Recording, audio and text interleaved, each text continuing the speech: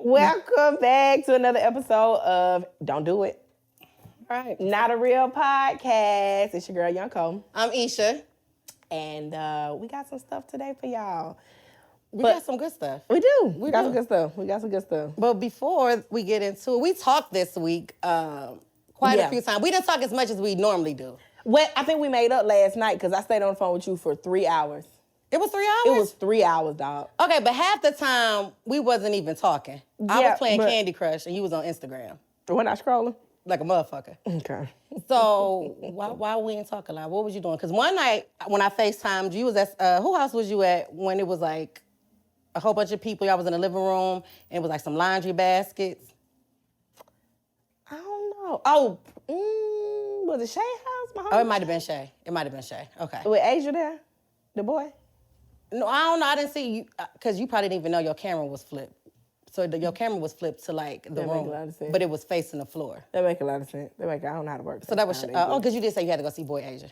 Yeah. So that was Shay's house. Yeah. Oh, okay. Okay, that makes sense. So what else did you do? What was the peak of your week, and what was the pit of your week? Here we go, Miss Philosophy.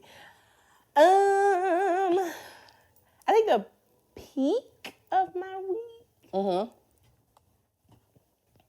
I had a good week. I don't know if it's anything that just stood out over the other though. It was just like a good week. I think the whole entire week was the peak. I truly don't have anything that was just like crazy. So then there was no pit of your week? Now I had it was kind of like a mild pit. I started therapy, but then I ended therapy. That kind of stung a little bit. I'm sorry, damn. Why did you... Okay, how many sessions did you go to? One. Wait, why you quit? The consultation. That's not even a real session. I wasn't really feeling the session. We didn't really gel. Oh, so you're not giving up on therapy. You just... No. You're going to find another therapist. What was it about it that you was just like, ugh? Because that is real. You got to find your it's like any type of relationship. Like, if it don't make sense, it don't make sense. I think honestly, I like, because I'm a conversational person. Okay. Usually when I meet people, it's very organic. It felt really forced. It felt really, really forced. Like, obviously, the consultation is to get to know you. Why are you here? And so I don't have a problem with opening up about why I'm here. Yeah. You're going to learn anyways, trust me. Yeah. Like session 2. But it just felt so forced. Like, I'm usually an open book with people that I know is going to sit in, I'm going to say judge for lack of better terms. Like, if I ask for advice or something, I know people are going to give it to me hard. I'm still not going to pull back on, hey, this is what it is, because I'm not threatened by someone's advice to me. I'm asking for it, I'm welcoming it. But I just feel like that session was I just didn't want to open up. It's like... You didn't want to open up? I did open up, but it was just like, it just wasn't organic, honestly. It wasn't organic. And now I've been to a therapist before where... You been to therapy before? Yeah. How? I didn't know that. Yeah. And then I've been to therapy before, short-lived, because I was younger. And so I didn't take... Okay. It wasn't as important to me. Gotcha, yeah. It should have been, but it wasn't that important to me. And then I've been to another therapist before who we had one session. But I can't say... Like, it felt good. It felt good talking to her. It was some things I didn't agree with, and I'm like, this not gonna work. Because we'll forever see difference. Yeah. And even to this day, fast forward, 5 years later, I still stand like where I am. On whatever that was. Yeah, on whatever that was. I can't even remember truly, but... Yeah, I think I know. I remember that one. The money and the home. Yeah, exactly. Yeah. She was dead wrong for that silly shit. But remember I told you this is the one. When I got on the phone before she said, so how your day going? I started crying. I just started crying. I wanted to talk to her. Oh, I'm sorry that didn't work out. I hope you find your therapist. I do too. Because that's I love my therapist. I really feel like this is gonna sound crazy, but I feel like she was born just to be my therapist. Yeah. Like that's her whole purpose in life is to get me through fucking life. I was talking to a friend and she was like the person she went or she's, speaking with, she said she just don't feel a click. Like it's not a, and I'm like, okay, don't be like me. Sometimes you have to work to learn people.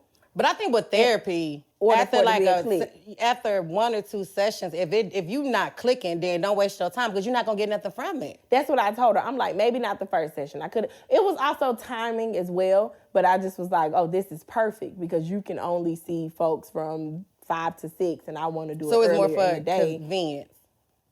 Well, I'm saying that was one of the reasons why I just decided not to continue with her. Oh, it didn't weigh heavily though, because I could have easily adjusted my schedule, but I was like, okay, whatever. But with her, I'm like, don't, 1 session, but how many sessions in and you're not feeling it? Then she need to find another therapist. Yeah. I don't need you to be my homegirl because sometimes homegirls don't always give it to you like you need it, but I want to at least feel like we have a connection. No, well, I hope you find a new therapist. I would give Why do you hope I find a new therapist? Well, that's my real name. Just tell me, why do you hope I find a new therapist? Because I need it? Ben needing it. And that's no shade. Again, this is somebody who is working her treatment plan. But I'm back on bi-weekly, so I don't have to go weekly. But no, I think therapy is good. And I started therapy many, many years ago. Many moons. To be proactive. Wasn't nothing going on. So you don't necessarily need to be in a crisis to start therapy. Just to have somebody to talk to and to just, probably work on some deeply rooted issues that you may have. Just tell me what was your peak and your pit. Because now you're taking it somewhere it just don't need to go. Because you did not have to use the terms deeply rooted when talking about me and my journey. I'm just saying. Okay, fuck it. My peak this week was a blur. I'm not going to even lie. My peak getting through it. I ain't gonna say it's kind of how I feel. Okay, well, you had your time. Shit. Okay, so my peak. But what I'm saying is, I'm just playing. Go ahead. Dog, relax. No, it was my peak was just getting through it. I didn't curse nobody out this week. Mm-hmm. I didn't I wasn't mad. I didn't allow nobody's actions to dictate or control how I was feeling. So emotionally. It was a really good week, emotionally and mentally. And then today, the pit of my day was earlier today, a good friend of mine, his daughter had been battling cancer for the last 1.5, 2 years. And she passed away, 5 years old. So that fucked me up. So that was the pit. Mm-hmm. Yeah. Shit crazy. No matter how long you might have been battling something, it's still very hard to prepare for it. Especially a kid, you know what I mean? No parent wants to bury their child. Mm-hmm. But when you think of a parent having to bury their 5-year-old and half of her life, she just turned 5 the beginning of this year. So half of her life, all she knows is hospitals and chemo and hair falling out. You know what I mean? And that's crazy. And, I believe that everything happens for a reason, but I just cannot wrap my head around the reasoning for a 5-year-old passing away from something so... Cancer is a thief. It's going to rob you of every fucking thing you got. And it's not just the person with the cancer, it's everybody because around you. If you want to really to be absent from the body is to be present with the Lord. So she don't got to worry about being poked and chemo and her skin burning. She's, you know what I mean? She's in a far better place than we are. Mm-hmm. But when you think about her mother, her father, my homeboy, her sister, her brothers, and then everybody that love her, it's robbing them of, their baby didn't even make it to her kindergarten graduation. Mm-hmm. It's robbing them of those memories. He'll never be able to walk her down the aisle when she get married and shit like that. So that was definitely the pit of my week. And it'll probably carry on throughout the week because I don't have no understanding. I just hope they do find comfort with the fact that she's now present with the Lord. Yeah, but do that bring you comfort? Some people do. And I hope they do. When Uncle Joe died, he was 81. So when he passed, and people was he's no longer suffering. It's that's true. That man lived a full life. He lived long enough to see his kids get grown, them have kids, and then his grandkids have kids. He lived a full life. But to tell that to a parent that's about to bury their 5-year-old, how much comfort can it really bring? I just know that some people, I've had people that had to go through that battle. Yeah. and actually had to pull the plug themselves, much like the parents would have to Yeah. pull the plug. And it's just comforting knowing, like, man, because you see such an ugly side of it. Yeah, it's for such sure. an ugly side of Yeah. it. And I think for that alone, maybe not, of course, in its totality, but for that alone, seeing like Yeah. you don't have to suffer anymore, it can bring a lot. It just brings a lot of comfort to you, Yeah. for real. It messed me up, Honestly. yeah. I was on the ride over here, I was crying, like, damn. Like a 5-year-old, you can't even, like, you don't even know what death is. I think she was diagnosed when she was like 3.5, so. Like, you have conversations and you're like, oh, when you talk to a child about death, right, it's normally about the grandparent that died or maybe the family passed, sometimes the parents. But like your kid is in pain and don't even really understand what, like, that was the pit. That was the pit. I've also seen kids understand it more than we do. Because she's 5. She hasn't, like you said, experienced much outside of hospital X, Y, and Z.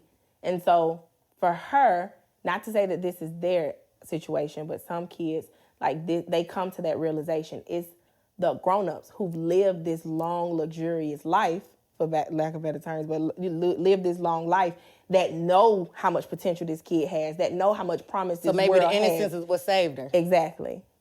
It's sometimes us that feels like they're more robbed than they do. Yeah. So, I don't know, just to kind of play angel's advocate. Yeah. However it go down, I just, he know. Nudie know. Mm-hmm. No ass is too small or big. Just whatever he need, whatever they need, it's done. Yeah. Yeah. So that was the pit. That was heavy. That's okay. Yeah, Tootie, okay. baby. That's she okay. fought a good fucking fight, man. Strongest kid I know. For real. Strongest kid I know, yeah. Go ahead, Tootie. Shout out to Tootie, man. I hope she rests in heavenly, heavenly peace. Yeah. Well, bitch, make me laugh now because I'm about to cry. I ain't got this. Don't do that. Don't do that. Let's go get the fuck. Don't do that. that. Was heavy. Don't do that. Don't do that. You better tell me something funny. I can't because. Oh, another peak of my week. Okay. This is the peak of my week. Okay. I got a FaceTime from you, and my boy was on the other line. And, he thanked me for checking you. And don't do that no more. Okay, that's okay? Because it's not going to change anything. Okay. And he also said, she good. What I told you, he know what's up. Don't do that. What I told you. Anyways, that was the peak of my week. Yeah, okay. Yeah. Shout out to, my boy. Anyways, growing pains. Yes. Growing pains. As we was talking about Tootie and just, we don't know if she kind of built this life for herself, but I know growing up, being young, dumb, naive, I thought I had it all together. Did you? Shoot, yeah. Beyond being thinking you grown. Mm-hmm. Like, I know I'm grown. Like, you really thought you had it figured out? Really? I say, I thought I had it figured out. But I more so thought that me writing this manuscript of what my life is going to be, that I was going to hit every single thing up until this point. And so, like, when I look back over the last 10 years and I start to reflect on where I thought I was going to be career-wise. Well, where did you think you was going to be career-wise? I thought... Because you went to school for something that you're not... We don't work in the field that you went to school for. Right. So, financially, I kind of hit my, before I decided to let go of that corporate America. Before you start moving pieces around? I hit my financial, I won't say financial goal, but financially I was doing okay. But I went to school. Even 10 years ago? No, I'm talking about now. No, I'm talking about like 10 years ago. Like, so 10 years ago, you. Right. So, well, I'm career-wise. Okay. Career-wise, you're right. I went to school. I thought I was going to be this pediatric physical therapist. At first, I thought I was going to be OBGYN. I had it all planned out. My daddy said I was going to be a brain surgeon. Then you probably still tell people you're a brain surgeon. But he for sure tell people I'm a brain or heart surgeon. Okay, that's real. Anyway. So I thought I was going to be an OBGYN. Life kicked me in the ass while in school. As it often does. As it often does. Then I switched my major to physical therapy or kinesiology. And I was set on being a pediatric physical therapist. Okay. I am nowhere near where I thought I was going to be. So, no, yeah. Yeah. No, it ain't even in the same. They're not even neighbors, which is okay, though.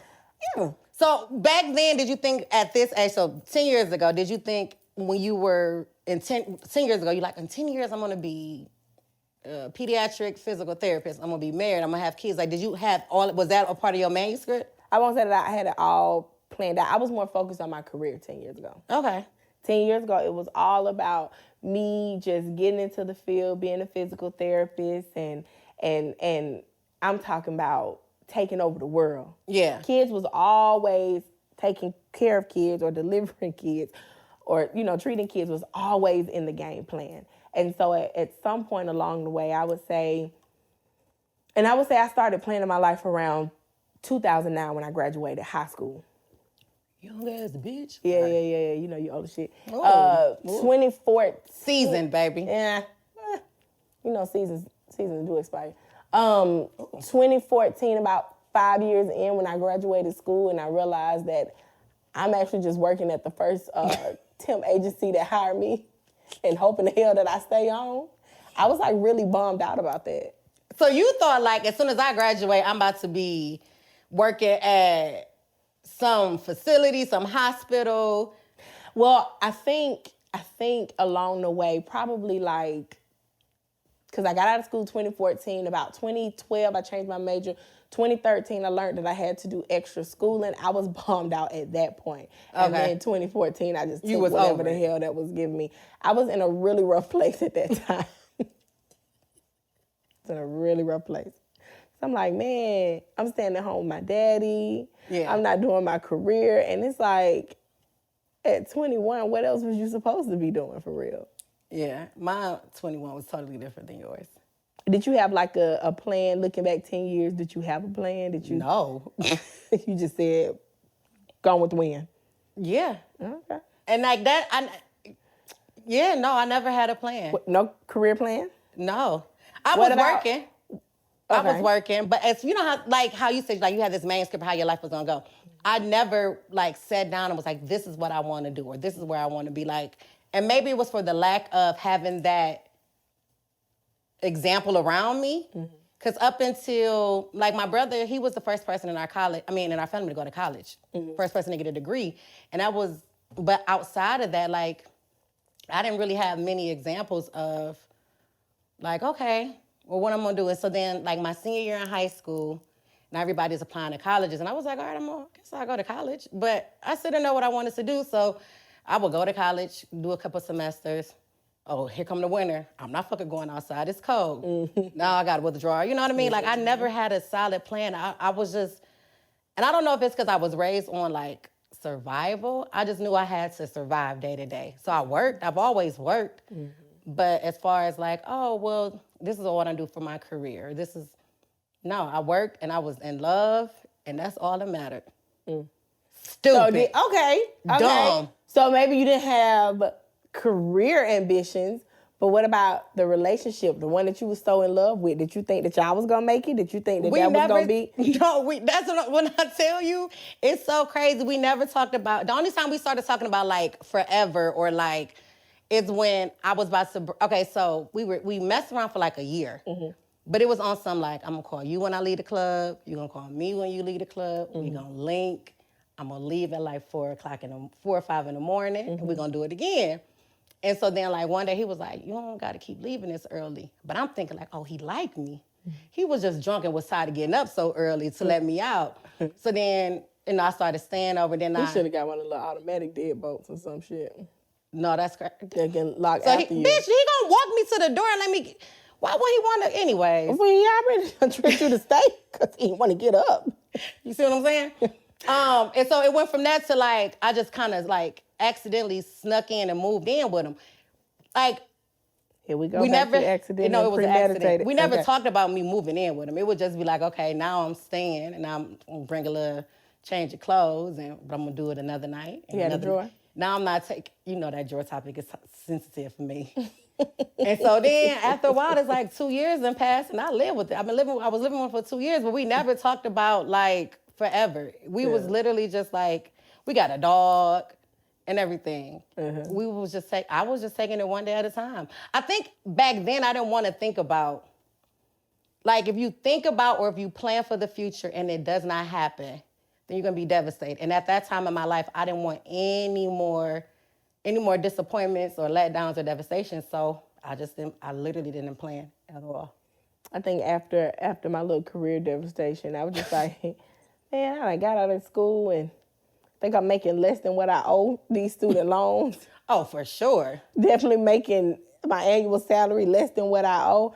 I was like, you know what, from here on out, let me just change this whole thought process up, because hitting milestones and you don't hit them, I don't want to feel like this for the rest of my life. Dog, that's probably why I ain't doing.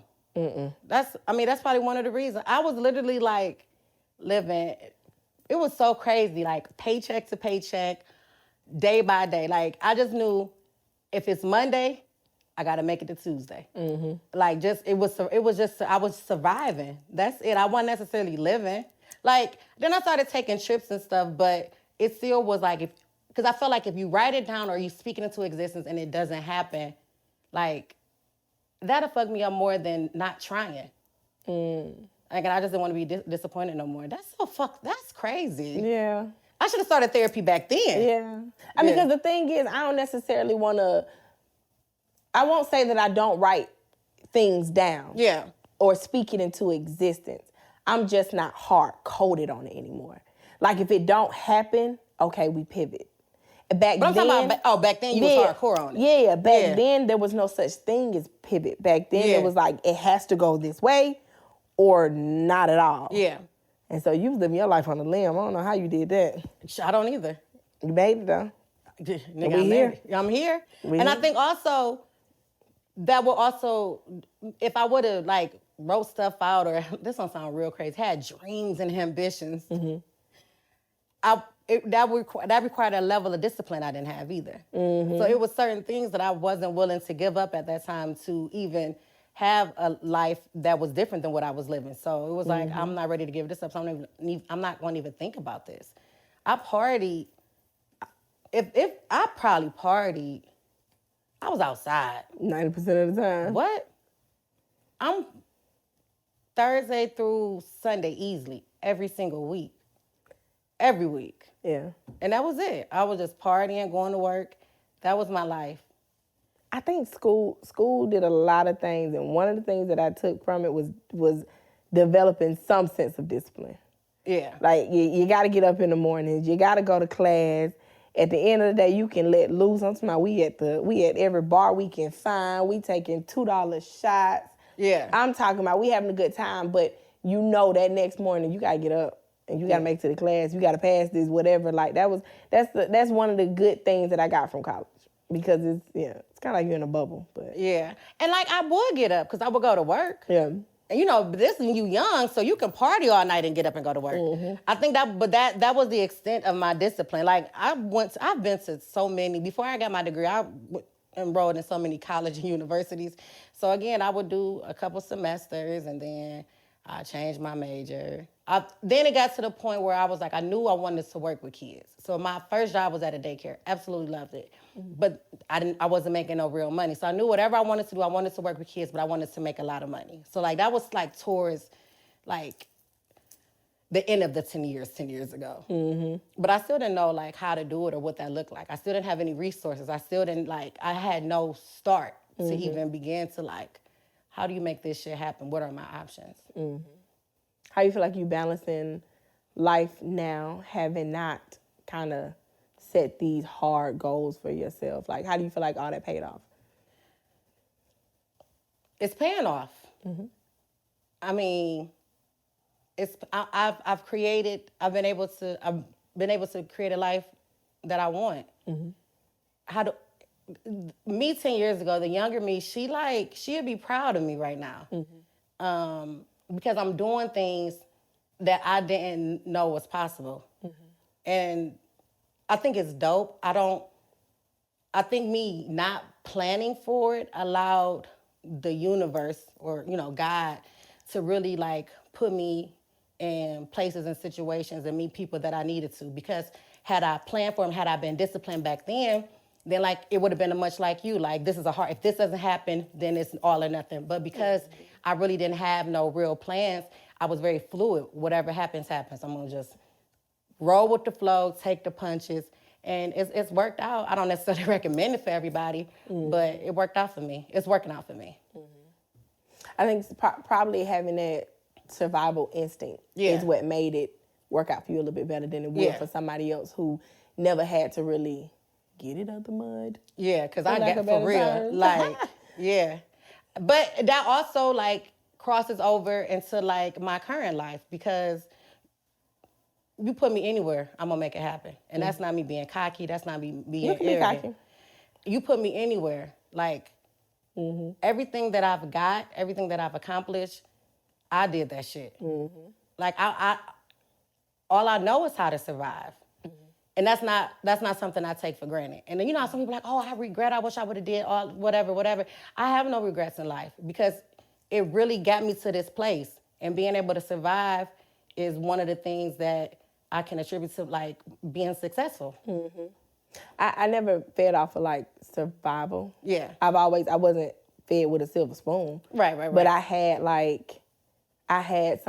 examples and people that I could look up to and was like, okay, like one of my good friends, her mom, I think she paid for like my ACTs multiple times. Like, it's little things that I never had to necessarily survive, even though I lost so much so young. Right, facts. I still never felt that I had to really explore that instinct.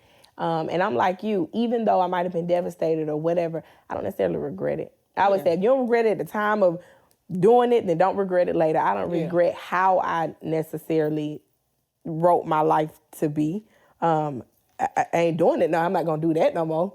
Miss, you got to do this by this date, this time. Man, what? Because you learn, you grow, and you find better ways to really see your life going. I mean, find better ways to really, help your life progress or whatever. But I definitely didn't have to grow up off of survival. And I'm grateful for that. No, and you're right. I like how you said survival basically has contributed to my success. Yeah, it has. Because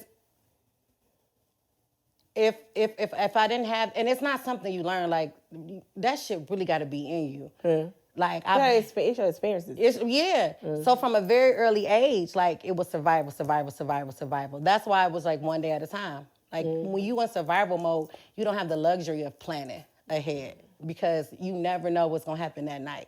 So now I'm able to enjoy life, right? I'm living way more than being in survival mode, but that's going to always be in me. No matter, like, how successful I get, no matter how grand my life becomes, that survival is going to always be in me. Do you think... We have a lot in common, but we have a lot of differences, especially with our upbringing. Do you think that the things that you've experienced, the way that you was raised, is helping you balance it all? Because right now we have a lot on our plate. Yeah, absolutely. I do think it's helping me balance life. Like, life is easy for me right now. And I know day by day. Must be fucking nice. It's fucking amazing. Hey, people, it's amazing. Woo! It ain't gonna always be this way, and that's okay. I hope this ain't like the quiet before the storm. Because I always say it's either the blessing coming or the bullshit. Blessing or the bullshit. The blessing or the bullshit. Well, I'm gonna ride this blessing on out, I can tell you that. Right. I'm gonna tell you that. At one point, I used to be kind of afraid to say that I'm having blessings and this, that. Man, forget that. I'm riding this blessing out. And so life is really, really easy for me right now. And I want to say it's because of all the work that I put in to get to this point. And I feel like I'm just balancing it well. I feel like friendships, all type of relationships, being a dog mom. That's a lot. It's becoming a lot easier. Yeah, girl. And I love my little animal, Blue. Y'all follow Torpedo Pets. Ain't nobody about to follow that goddamn dog page. That be you commenting on it. Commenting, making a caption, then going under your page and commenting on it. Go ahead. So how do you balance it all? I think I let go of the expectations, having these crazy expectations. I let it go. Hindsight 2020. Like, again, I don't regret it. And I'm not gonna hit you with the if I would have done this back then, it would be different now. But just looking back then, I balanced it because I don't have expectations, which means I also don't have devastations. Yeah. Like I don't. And so now it's just like you said, everything is just fluid. Everything is just moving how it's supposed to move, not necessarily how I want it to move. Facts, yeah. So I'm searching for a new therapist. I'm balancing it. Yes, Okay. yes. I'm diving deeper into family relationships. Nice. Okay. You started your fitness journey. Y'all see me. I saw you. I got to work on my poses, my boomerangs. Yeah, they are fucking horrible. I be like this. You was like, I had to do that take like 5 times. And, still and if that was the best one, goddamn. It was shit. Yeah. Working on fitness and that fitness journey, boy, I tell you, that's been a journey Yeah. Like, I think I posted the other day 56, 7 minutes out of 2 because I start, I stop. I start, I stop. Yeah. If I could have discipline anywhere in life, I want it to be there. No, especially now that when we be watching these episodes back, and it's like for the promo clips, how they be zoomed in, like, damn, you gonna get all 18 of my chins? I was talking to Come on. Britt, and she was like, that camera humble you, because, baby, it's been very humbling. That camera been so humbling. And then they say, oh, you look so cute. Why would you lie? You Don't lie to me. And the people on the set ain't no goddamn better. They let us rock out. They the ones that zoom in talking about a goddamn 16:9. It gotta fit the format in the. Well, we don't need them. Now I got an attitude. Now we don't need them. Now I'm finna be out of balance. Now everything's finna be out of whack because y'all got that chin. But I'm a chill. But I'm glad. No, you started your fitness journey. That's good. Mm-hmm. That's good. I think that's just how I'm balancing it. I'm doing the things that I want to do. I'm not worrying about, obviously there's some necessities along the way, but I'm doing the things I want to do. Yeah. And I'm doing it freely. Yeah. And I'm not really caring too much about what outside noise has to say. It's about me.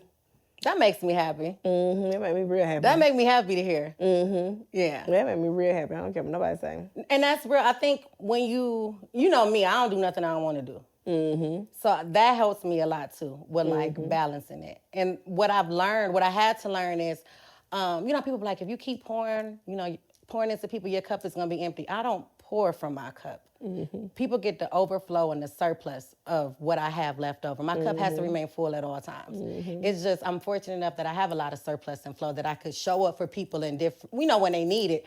But I don't overexert myself for nothing or no. Obviously, like you said, there's some things, sacrifices you got to make for the greater good. But on a regular basis, I'm not. Once I feel like, okay, my surplus is drying up and now we about to start tapping into my cup, I got to shut everything down. Everything. Because if I am not my best, I can't be a good daughter. I can't be a good aunt. I can't be a good employee. I can't be a good friend. I can't be a good lover. I'm a lover. You have to put so much funk and spice on lover. That was me trying to be like seductive lover. Who you trying to be seductive for? What? Come on, Miss Mamas. Don't do my boy. Who you trying to be seductive for? Yeah, got it right where I want you. I'ma chill on you. You a dirty bitch. I'ma chill on you. Oh, goddamn. We're going to edit that out, okay, guys? Edit that part out.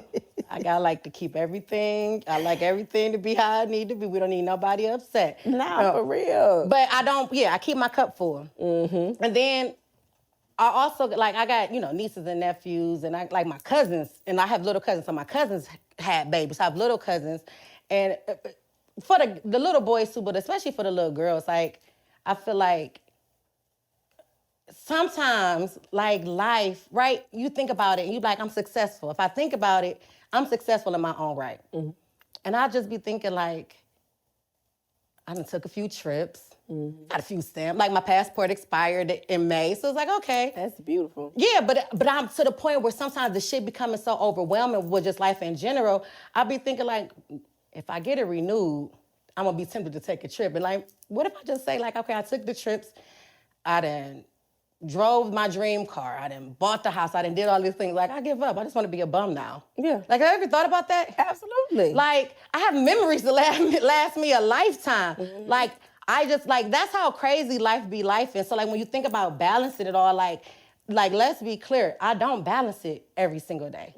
Like, some days are better than others. Like, some days the 9 to 5 might get the best of me, and my friends, I might be able to only give you 40%.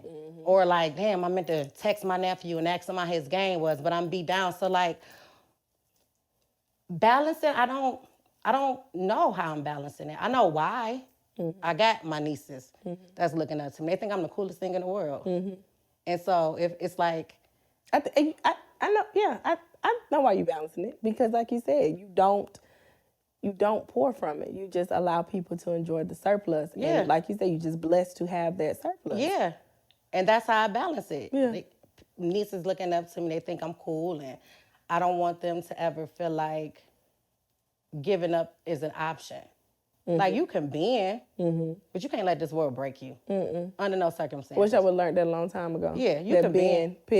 pivot. Don't let them be flexible. Yeah. And sometimes you even might get knocked down, but it's okay. And they need to see that, like, obviously, because, you know, my babies are still young. So as they get older, you know, I'll be more transparent about the things I went through. But, like, let me tell you, like, the mistakes I made.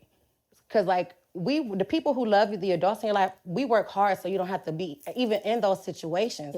So, like, that's probably another why I balance it or try to. And then I feel like I owe it to my younger me. I owe it to the girl 10 years ago that was broke and didn't know what was going on and didn't know how to do it. Because her surviving, her taking it day by day, allowed me the opportunity to now live. So when I think about, like, all this shit I got to balance, the how, I don't know. But the why that's constant. That's never going to change. Yeah.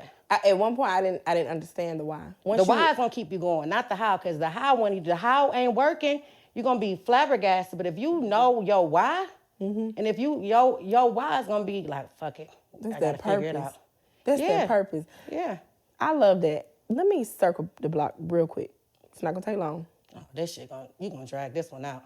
Now, it's about them little nieces of yours. I don't know what I said to you and that goddamn niece of yours to my son. Don't talk to my auntie Isha like that. Period. Little girl. Period. I gave it to her. Because she wasn't going to let you. But under my breath. When I say they don't play about me. They don't. They don't play. And I don't play about them. They don't. They think I'm the coolest thing in the world. I actually loved her for that. Yeah. Because she. And this her first time ever meeting you. You met, I think I did. Yes, I did. On FaceTime. You went in person? No, not the weekend. Not when you went back to Cleveland for my birthday. Maybe so. Maybe my first time meeting you in person. Yeah, meet her in person. Yeah, maybe that was it. Yeah, don't play. That little baby said, don't talk to my auntie Isha like that. Period. I said, yes, ma'am, but under my breath, look, girl, who they talking to? Yeah, so I can't. Grown-ass woman, you crazy. Yeah, those are my little whys. Yeah, and I do, so whatever I got to put on my plate to ensure, like, that they're good, I do it. But what that look like for the next 10 years? So look back 10 years ago. Yeah. Cool. I didn't put a lot of pressure on myself. No. I turned out. I felt good about it. Yeah. I had to really act on my survival instincts, but that's what led me to be successful. Yeah. So would you do anything different the next 10 years? Would you don't have to necessarily kind of work off survival no more, because you done built it up now to where you can, like you said, you living. But yeah. Would you do anything different the next 10 years to get where you want to be, or do you think you kind of rooted in where you are? I think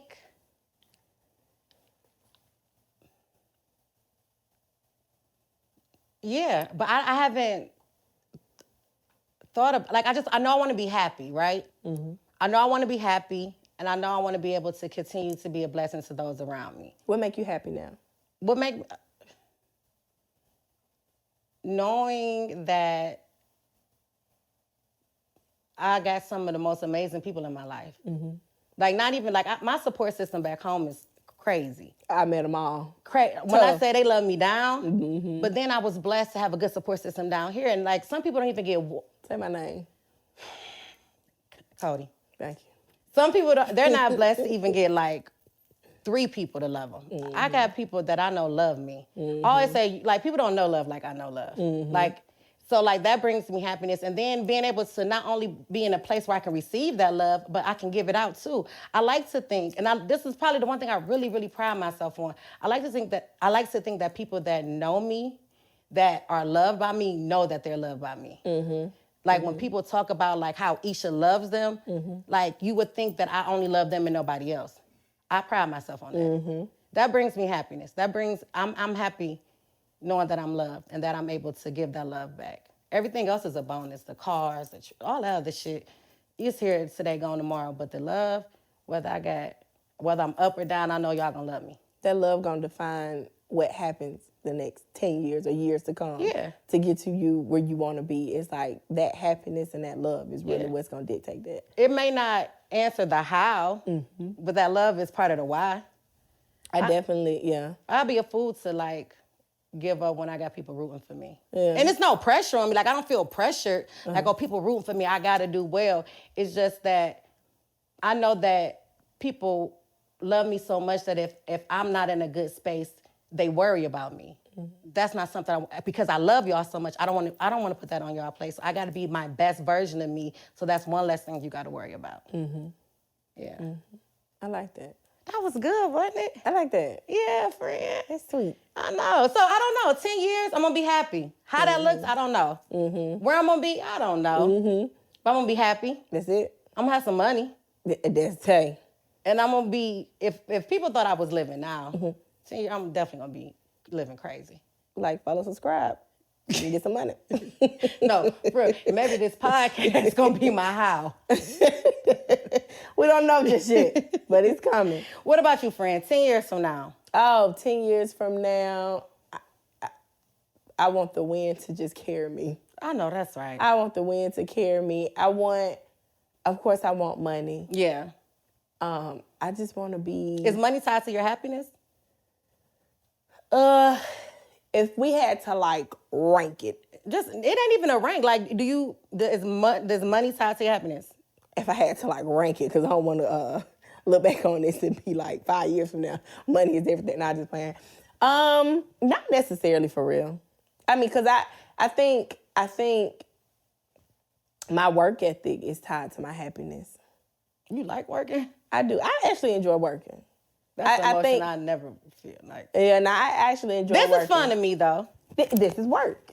Yeah, if you look at type of work. Yeah, okay. I like real estate. I think I'm a people's person. Yeah. So I like talking to people. I like finding solutions for people. Yeah. I like helping people. Yeah. That's fun. And so as long as work can consist of all of those things, you good with it. I'm good with it. Yeah. And so in 10 years, I just want to continue. I want to be able to continue to work. I think, 10 years I'll be in my 40s, but I think my grandma had to stop working like 51. Yeah. Because she got sick and couldn't work it ever again. Yeah. So 10 years, I want to make sure I'm still, I would like to be working. 10 years, I would like to have money. Like money ain't necessarily tied to my happiness, but if I can get up and go and the things that I love generate that, I'm cool. Yeah, maybe that's what it is. Yeah. Because, like, again, like Audra, so I would love for this podcast to just take off and just create opportunities for, like, you know what I mean? Mm-hmm. Like, beyond our wildest dreams. I would love for the nonprofit, We Teach, We Reach, to become a household name. Like, Come on, Teach to Reach. You see what I'm saying? Okay. You see what I'm saying? Okay. Like, no. So, if I could work with kids, I could work with kids for the rest of my life and I don't have to, like, deal with adults, you know, I don't like adults. If I could work with kids. You like the elders. You know, I do not like, You know, I'll say it for you. Don't worry about it. Old people really, they just, pop, granny, watch your mouth. You clash so much sometimes. No, I will probably work with kids in some capacity. The nonprofit will take off and it'll be like a household, like the Boys and Girls Club. Like, it'll just be like, Teach to Reach. Like, it'll be amongst those conversations. That's like career-wise, right? Yeah. Personally, yeah. Just in general, just want to be happy. However that looks. I just want the wind to take me. Yeah. Wherever it takes me. Yeah. I done gave up on expectations. I done gave up on, just take me. Yeah. Yeah. I can't even say I gave up on expectations. Yeah. I would say I gave up on them, but I'm not leading with it. Yeah. Yeah. You being able to... Those expectations could get you disappointed in every facet. So it's like, I'm not leading with it. I can only necessarily, like, I know what I can do. Yeah. I don't know what other people can do. And when I learned that, I learned to give up on what I expected other people to do because that just may not be them. Because you have no control over that. You have no control. As long as you Every experience is different. And you can, like, be okay when you look in the mirror at night.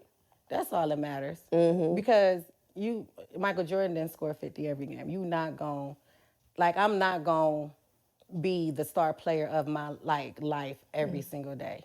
But as long as you don't give up and rest when you need to, that's a pretty good fucking life. A great fucking life. Because people don't have the luxury of resting. So the fact that I can rest and I can just say, okay, I'm shutting all this down, that's a luxury that I never take for granted. Ever. Yeah. It's quick, real quick. Nah, man. So this is going to be, speaking of Michael Jordan, so then let me weave the web right quick. Okay. And then since we're speaking of Michael Jordan, let's talk about Marcus Jordan. Fucking on that old lady. Is that where you going? I'm sorry. Now you picking up what I'm putting down. Let's talk about it then, okay? Let's talk about it. Here's the thing about that old ass lady. Go ahead. That goddamn old ass lady. Let me start calling that lady old ass lady. That goddamn Larsa said she was fucking her husband 4 times a night. Mm-hmm. Every single night. Mm-hmm. For 7 days a week. For 23 years. For 23 years. This is where my mom will have to stop listening because what I'm about to say, I've had some really good sex in my life. Okay. Some of the best dick to have to walk the face of this earth. This is what Judy gonna really tune. She gonna really tune in. Her and Auntie Sheila gonna call me like, and why do you just gotta talk like that? I have never had the desire to have sex. How many times? 4 times a night. For how many days a week? I won't even do it for a week. So safe to assume you're not gonna do 23 years. I'm not. Okay, now and that's probably why she just keep fucking on these young guys. Because she's accustomed to a certain lifestyle. Not just the money, but that lady got an appetite for this shit. Well, why would your appetite ever? You think he keeping up with that boy Pippen? Do I think Michael Jordan's son? Yeah. Can compete sexually with? Mm-hmm. Why would I even want to think about that? Yeah, man, because I'm asking the question. He once was a child. And she knew him when he was a child. He once was a child. And she knew him, like, that's not weird to you? Yeah. No, it's definitely weird to me. It's for sure, like, you knew this baby when he was just shitting his pamper, I'm sure. Like, I don't know, but you knew this baby when he was... He for sure wasn't wiping his ass good if he was potty trained. Not good, at least. No. And you like, girl, of all of the penises in the world... You chose that one. You chose your ex-husband's teammate's son. Penis. You's a dirty bitch. She's a dirty bitch. I mean... What made you think, what on God's green earth could have attracted her to that? I can't even call him a baby. He in his 30s. But what? But I'ma always see you as like I used to be a babysitter. The kids that I was babysitting, I always see them as babies. My nieces and nephews, he's 19 and I still be like, oh, such a sweet baby. Like I always my little cousin, see little as a Sherman. kid. He's little. He told me don't call him little Sherman. He said he's big Sherman. He said I'm big Sherman. Okay, bitch, hold on, wipe the smirk off your That's what face. he said. He said I'm big Sherman. Because I ain't like Scottie Pippen. I will beat your ass. He gonna fight. My man gonna fight for me. Sherman gonna fight for me. No, but that's not cool. Yeah. And she said somewhere that like Michael Jordan gave it okay. Like, the fact that you had to go ask this man, but do you daddy, not even care what y'all... But okay, like, you ask for his hand in marriage? Like, what is this? Like, what are your kids saying? And okay, let me be clear.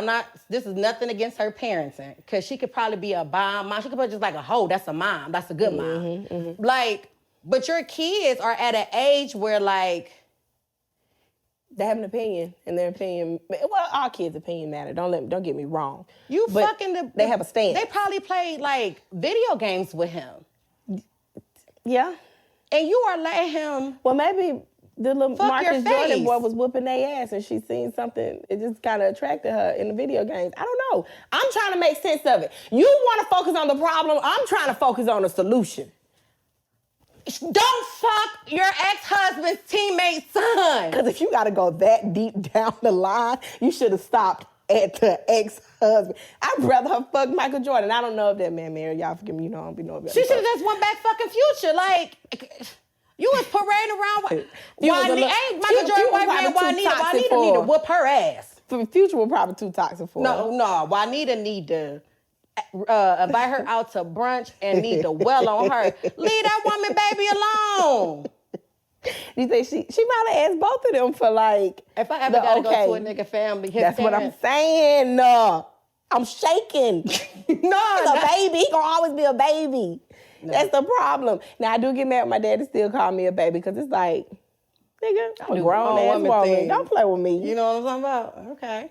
I love my daddy though. Yeah, no, but she wrong. She wrong. But I guess, I mean, if they like, I don't love it. No, I don't like it. No. Because usually if you like it, I love it. I can't say I love that. No. Because I know that you're your baby. I'm sure that he went over to your house for a sleepover. On one of them nights you was fucking your husband 4 times. And I'm definitely not finna start no rumors about how she was looking at him back then. Next. Let's leave that alone. We ain't gonna say she anything other than a little hoe. Okay? That light young boy. Cougar, if you will. All right. Okay, no, listen. I gotta get this off my chest. And before I say it, I'm not even saying this because I'm biased, right? Because facts are facts. But because he is from Cleveland, I'm gonna go a little harder on these facts. Okay. Did you see that? And this is, I love Adele. I think I know where you're going. Go ahead. Adele friends talking about they feel like the Rich P. The Rich Paul. Is like trying to use her to get a little name for himself and to... Because now I just don't understand. I don't see how that's possible. I'm not a basketball person.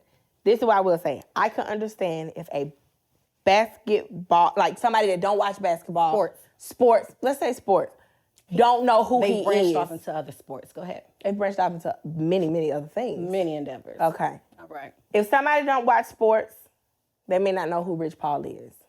However, it still don't mean that this man don't already have a name for himself. Just because you don't know, don't mean that the rest of the world don't. He has made a name for himself. But in positive lights, like through and through. Let's talk about it, okay? Even if when you met him, you was like, well, who is he? Like, I don't know who my friend is. And you did a Google quick search. Even with that, like, then how can you like confidently say, oh, he's using Adele? Adele is very successful in her own right. I love Adele. Remedy went platinum in my house and my car. I love Adele. Right. But you can't discredit him. Like, there is no room that she can get him in that he can't get in on his own accord. Not even independent of being LeBron's best friend. Like, this is Rich Paul. Like, but so much so when I did a Google search of Rich Paul, just after, because I was reading it one day and not that I didn't know who he was, but when I did a Google search, it wasn't like Rich Paul Adele. Like, you don't have to associate the two. At all. And we're talking Google. You have to associate the two to say, oh, this is how you know him.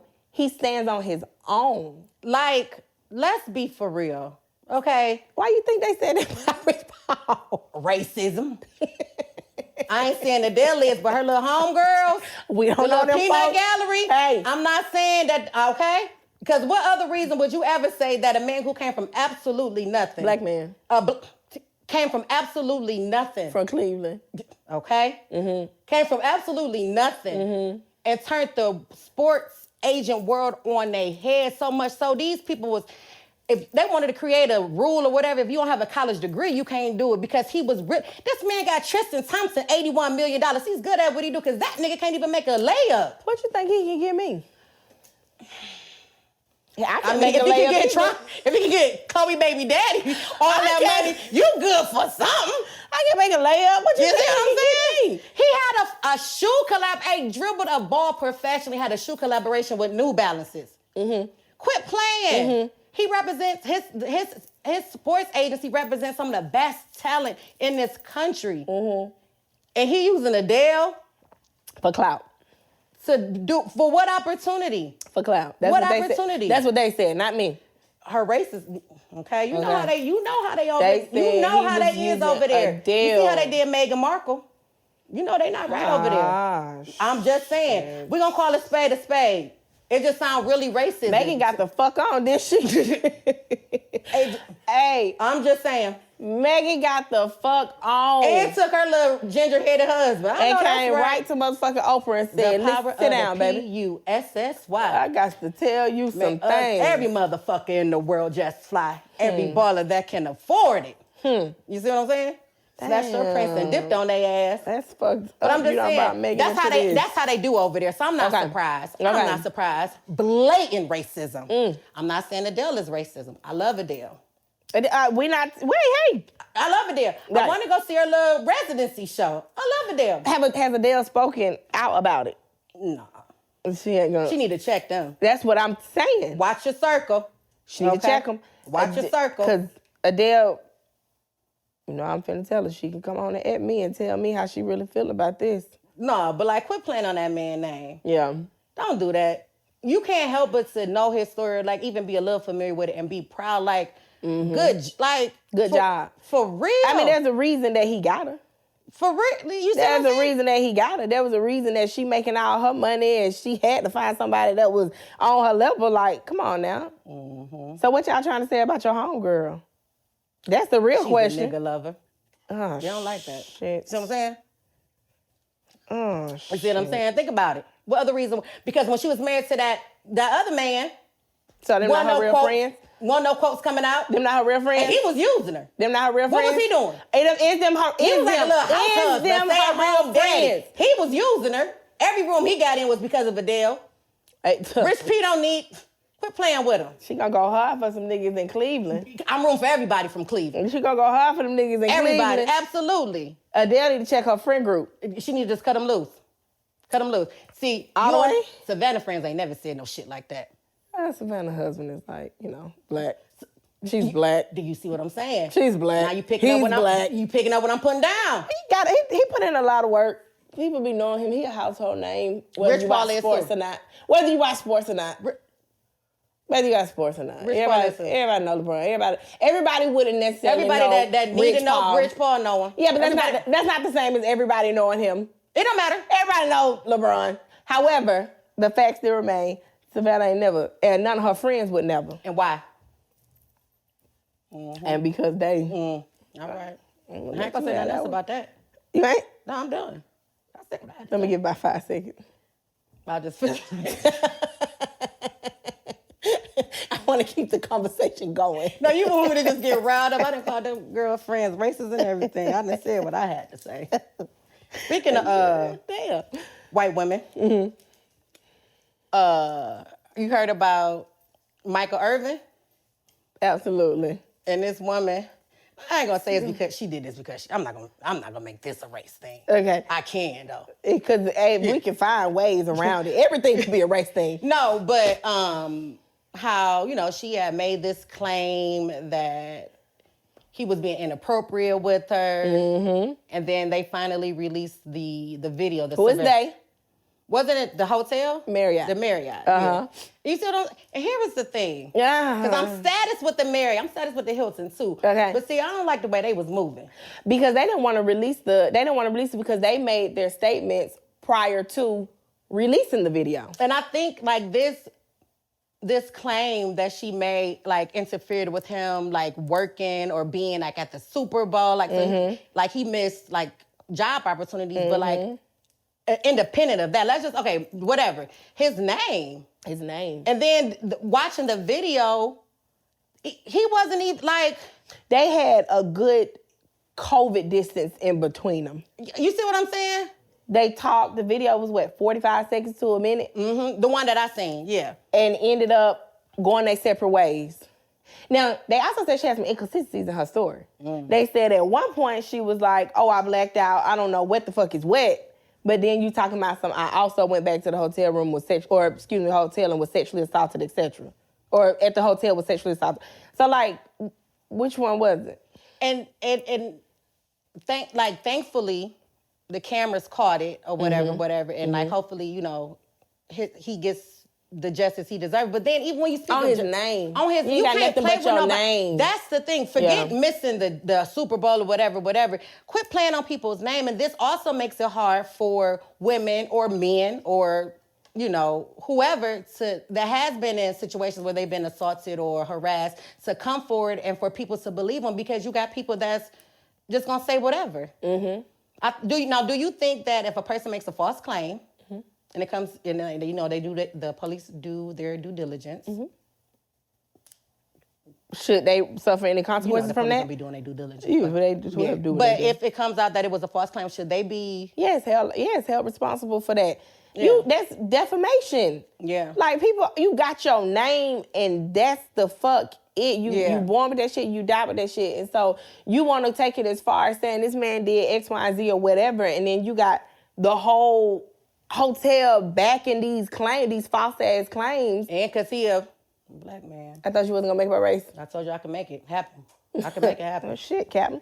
Yeah. But I absolutely think that, you know. Not just with her, but any situation. Any situation. And that's why victims are scared to come forward. And that's when they do come forward, you got people be like, I don't know. Well, what does she have on? You know what I mean? Because this has been happening.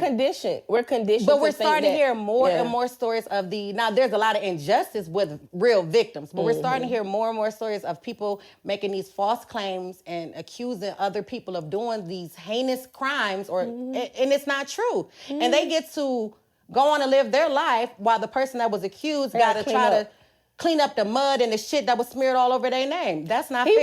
He wanna go back to NFL Network. Like he hasn't even given up on it, even though he want to go back to the NFL Network. A lot of people say, I just don't understand why. Why would you want to? These claims came out and it's false. Why would you want to go back there? But it's like they had to do what they needed to do. As much as I might like you as a person, it's gonna be business. Right. It's a business. It's all looks. Yeah. So yeah.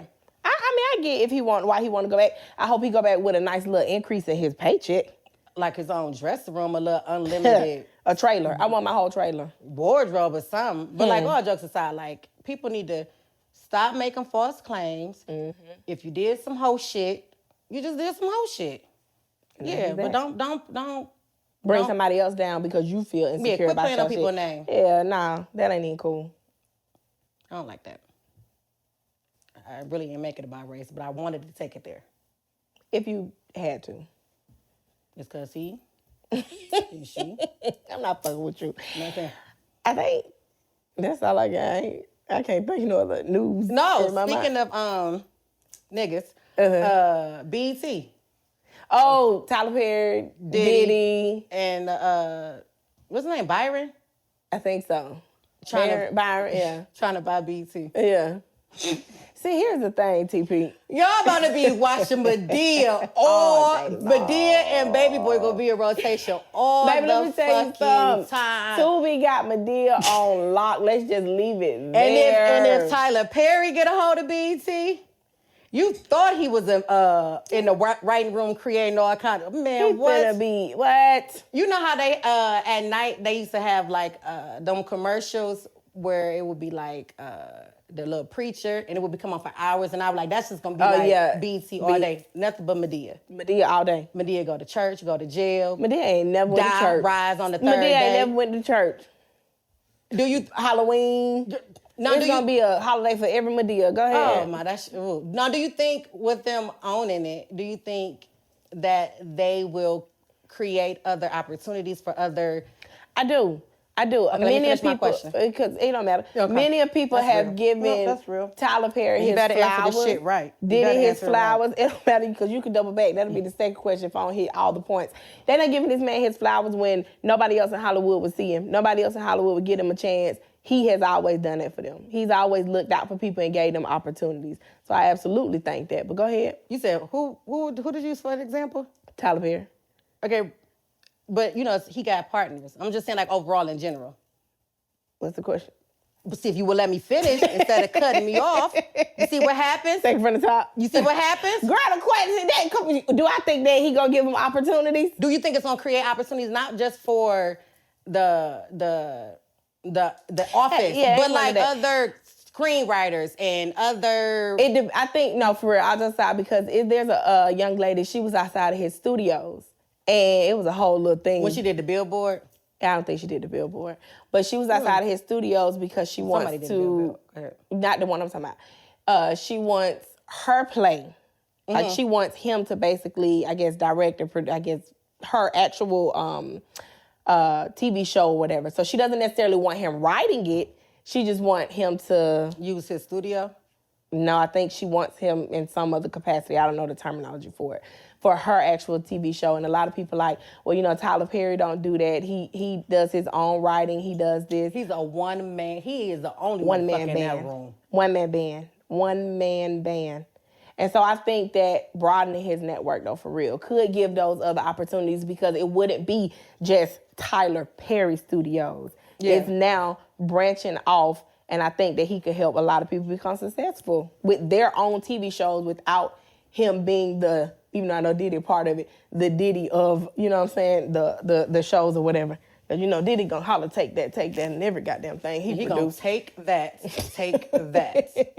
I feel like he'll let them have their own exclusivity, but still be there to kind of help them, make it a solid show or whatever. Yeah, I'm hopeful. I'm very hopeful. I think so. I'm just thinking of at least Tyler Perry, what I know of him, right? Yeah. What I know of people to stand up and say about him. And they say it with their chest, and they talk about the doors that have been open. And I'm not talking about just your big names, but like the doors that's been open. I feel like he'll continue to open those doors so people can walk through them. Yeah. I do. I hope he ain't the only one in that writing room. He's a great writer. It's them wigs. I don't know if he write them wigs in. Yeah, they got better. And they feel compelled to have that shit going on. But yeah, I think so. And if not, it's cool. I just think so. Yeah. You don't need a Tyler Perry so you can come to HBUC. Okay. You see what I'm saying? Okay. You see how I plugged y'all? You see what I'm saying? Great team. Amazing team. Y'all are welcome. She said, because goddamn, shit. You don't need Tyler Perry. You can come to HBUC. Say it again. Goddamn. But nah, that's all I have. That's all we have for today. That's it. Yeah, it was a good one. Good conversation. Thank you for tuning in and watching. Make sure you subscribe. And we'll be back again next week. Back on our bullshit.